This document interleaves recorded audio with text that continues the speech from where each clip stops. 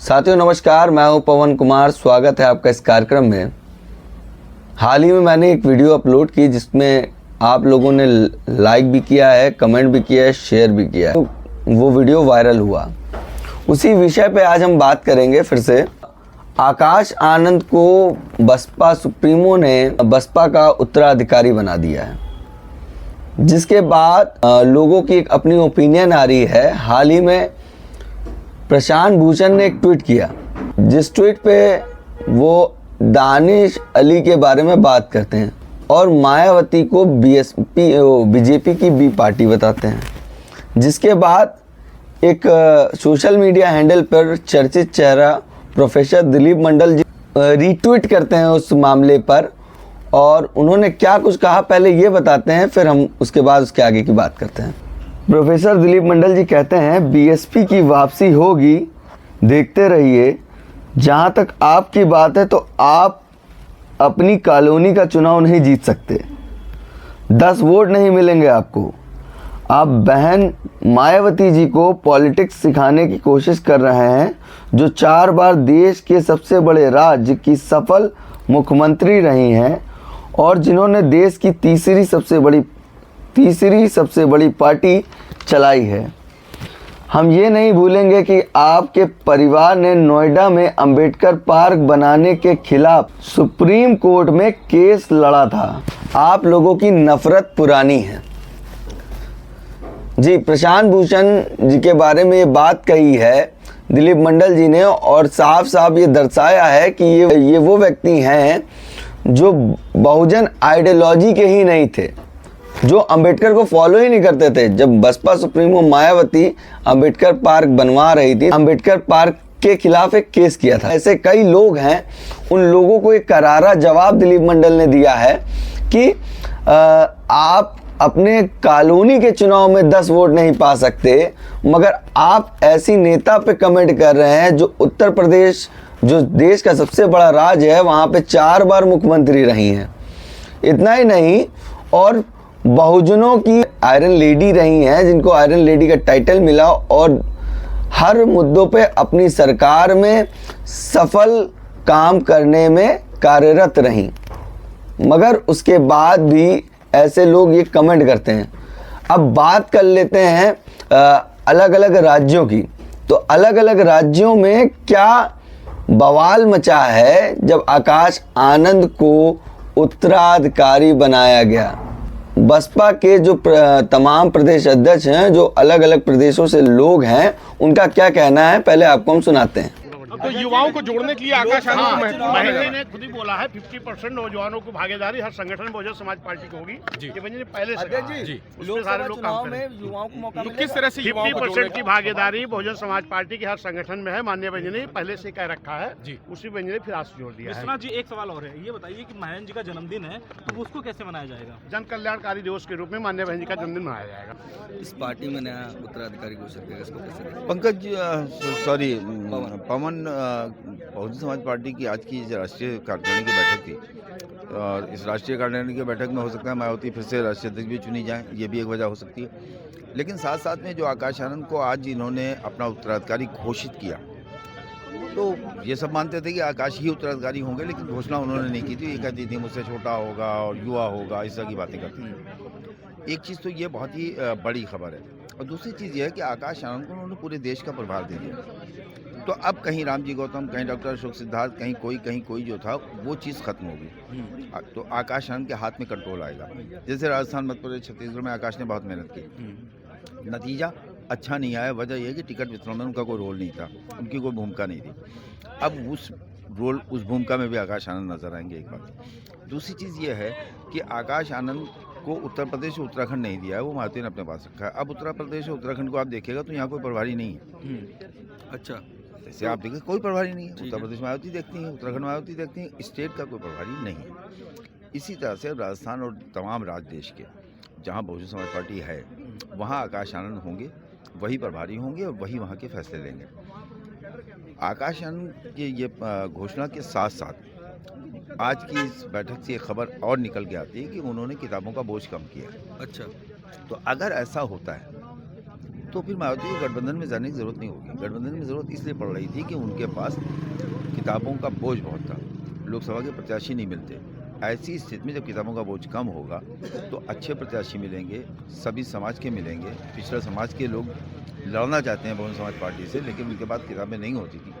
उस चीज़ से बहुजन समाज पार्टी हल्की हो जाएगी और ये एक बहुत ही मतलब क्रांतिकारी फैसला होगा। जिस तरह से आकाश आनंद को बनाया गया है, क्या इसके बाद यूथ भी दिखेंगे क्या प्रत्याशी के रूप में? देखिए, यूथ तो बहुजन समाज पार्टी में ऐसे भी है। युवा बहुजन समाज पार्टी में अगर आप अभी मीटिंग से जब निकलते हुए लोग देखेंगे तो आपको आधे से ज़्यादा युवा दिखाई देंगे। तो युवाओं में चंद्रशेखर का जो बन रहा था, तो वो हम लोग हमेशा कहते थे कि चंद्रशेखर इसको नहीं चला पाएंगे, और वो चीज़ हुई।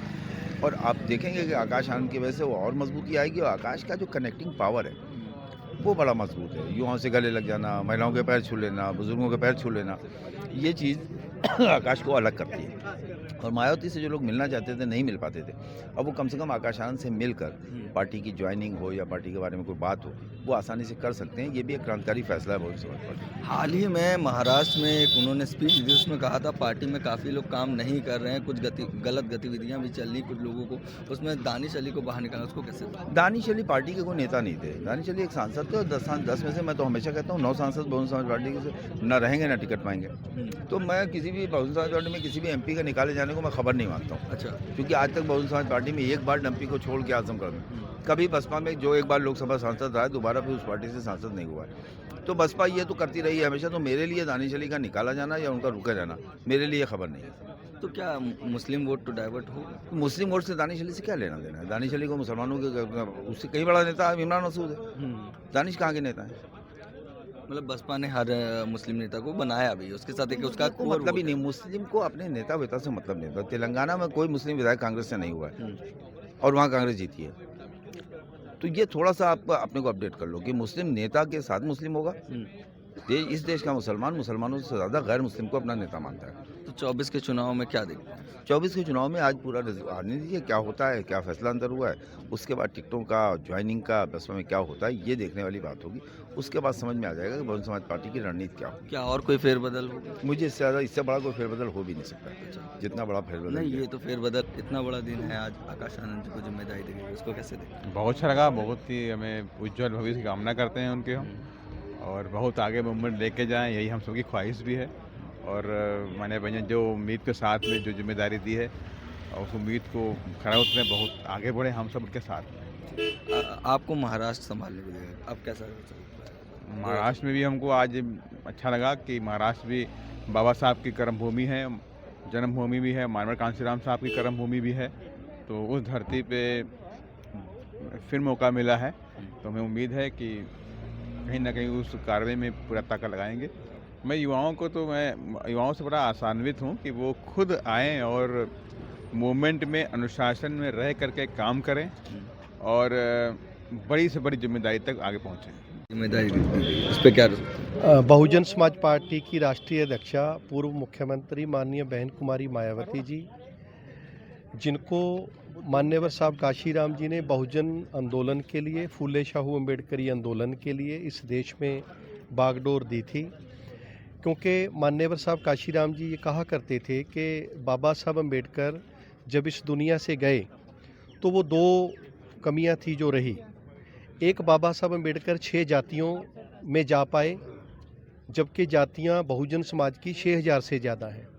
दूसरा, बाबा साहब अम्बेडकर के जाने के बाद उनको चलाने के लिए कोई उस समय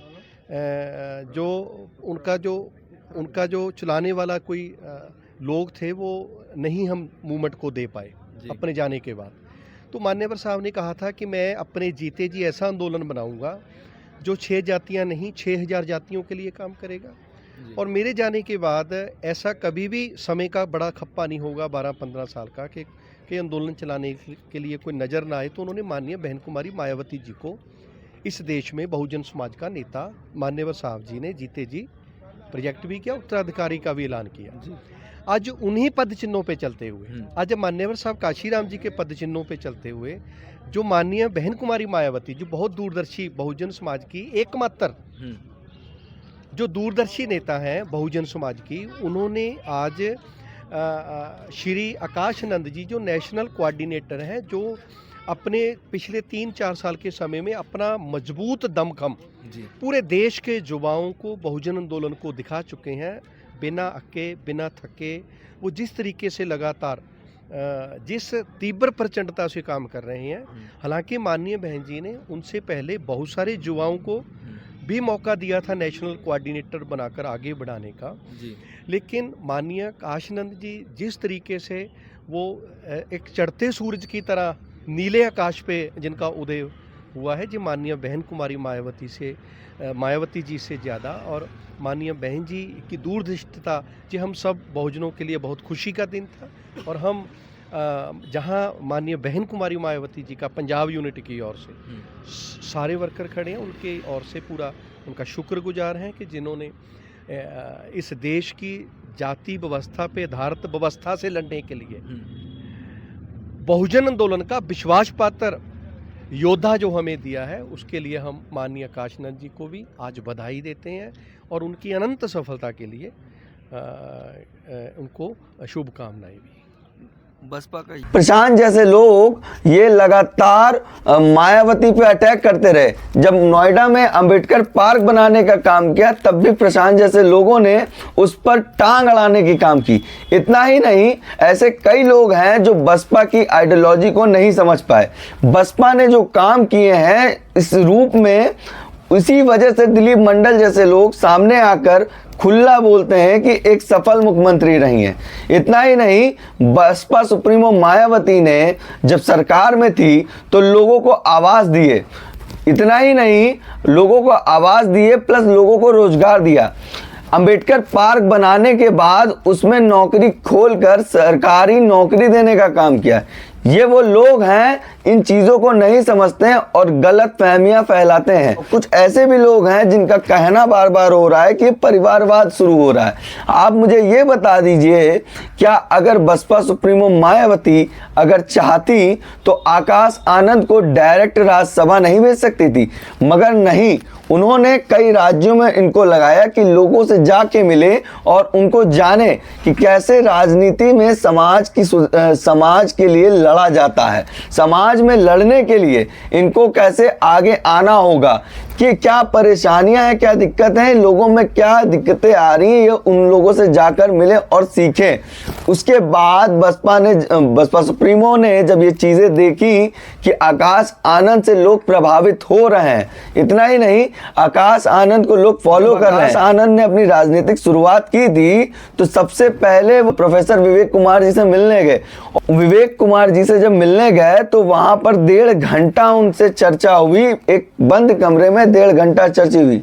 विवेक कुमार जी एक ऐसे व्यक्ति हैं जिन्होंने समाज के रूप में कई किताबें लिखी। जैसे आप मेरे बगल में एक बुक देख पा रहे हैं जिसका टाइटल है कि दलित एजेंडा 2050। विवेक कुमार जी अक्सर समाज के जो मेन मुद्दे हैं उन पर बात करते हैं। जेएनयू जैसे जगहों पे आकाश आनंद को पसंद किया गया। इसके बाद लगातार आकाश आनंद की पॉपुलैरिटी बढ़ रही थी। मायावती जी ने आकाश आनंद को उत्तराधिकारी घोषित किया है, जिसके बाद जो सीनियर पार्टी के लीडर्स हैं वो भी उनकी बात की वैल्यू दें, उस बात को समझने की कोशिश करें कि आकाश आनंद जी और मायावती जी में एक एज गैप है जो हम लोगों को अक्सर देखने को मिलता था। जैसे कोई बात होती थी मायावती जी से कहना मुश्किल होता था, मगर आकाश आनंद जी हाल ही में राज्यों के चुनाव हुए तो लोगों से मिल रहे थे और लोग उनसे बात कर रहे थे और जो कमियां थी उसके बारे में वो इजीली उनको बता पा रहे थे, जिस कारण से लोग इनसे इको फ्रेंडली कनेक्ट हो रहे थे। अब बात कर लेते हैं दिलीप मंडल जी की ट्वीट की। दिलीप मंडल जी ये बताना चाह रहे हैं कि बसपा में अब मायावती जी ने जब ज़्यादातर जिम्मेदारी जो किताबों का बोझ है, मतलब जो बहुजन राजनीतिक बोझ है, जब आकाश आनंद के सर पे गया है तो अब वो राजनीति में कड़े कदम उठाकर काम कर सकती हैं, जिस कारण से पार्टी की मुखिया होने के कारण, उत्तराधिकारी होने के कारण वो खुलकर सबके सामने नहीं आ पा रही थी। अब पार्टी के अंदर क्या काम होना है, जैसे कांशीराम जी ने मायावती को जिम्मेदारी देकर अपने आप को फ्री करके अन्य राज्यों को देखा था, उसी तरह मायावती जी ने अपने आप को थोड़ा सा मतलब हल्का करके, मतलब पार्टी की जिम्मेदारी तो रहेगी मगर थोड़ा सा हल्का अपने आप को महसूस करके वो और क्या करना है उस पर काम करेंगी। आकाश आनंद अब देखेंगे किस राज्य में किसको टिकट जाएगा। मगर अभी भी मैंने एक बात कही थी कि मायावती जी ने उत्तराधिकारी बनाई है, कल एक वीडियो में मैंने कहा है, मगर उत्तर प्रदेश और उत्तराखंड जो देश का सबसे बड़ा राज्य है, जहां पे 2024 के चुनाव से तय होगा दिल्ली का रास्ता, मायावती ही अभी उसको तय करेंगी कि किस तरह से किन लोगों को इसमें जोड़ना है, किस तरह की राजनीति यहाँ पर खेली जाती है, वो मायावती जी बहुत अच्छे से जानती। देखने वाली बात होगी कि बसपा सुप्रीमो किस तरह से 2024 के चुनाव में फेरबदल करती है। दिलीप मंडल जी ने एक बात कही थी जिसके बारे में बता दूं, बसपा की वापसी होगी। वो क्यों? जो यूथ था, जो लोगों से कनेक्शन था, वो आकाश आनंद से इजीली लोग कनेक्ट हो पाएंगे, क्योंकि मायावती जी के एज ग्रुप में और यूथ में बहुत फर्क आ रहा था। इसीलिए बसपा को यूथ कोऑर्डिनेटर के तौर पे आकाश आनंद जी को लगाया गया। उसके बाद मायावती ने देखा कि आकाश आनंद से लोग ज़्यादा कनेक्ट हो पा रहे हैं। अब देखा जा रहा है, इसीलिए यूथों के साथ काम कर सके और यूथों को अच्छे से समझाया जा सके, इसलिए आकाश आनंद को एक बड़ी जिम्मेदारी दी गई है। वहीं पर उन तमाम चैनलों ने परिवारवाद की बात की है, तो उसका ये करारा प्रहार है कि बसपा सुप्रीमो ने उन्हें किसी राज्यसभा में नहीं भेजा। अगर मायावती चाहे तो आकाश आनंद को कैबिनेट या राज्यसभा भेज सकती हैं, मगर नहीं। उसका कारण ये है कि आकाश आनंद मायावती की तरह लोगों से जुड़े, काम करें और जाने समझे, वो बहुजन के वो नेता बने, क्योंकि वो इस समाज के पढ़े लिखे व्यक्ति हैं और अच्छी राजनीति कर सकें। इस कारण बसपा सुप्रीमो मायावती ने आकाश आनंद को बड़ी जिम्मेदारी दी है।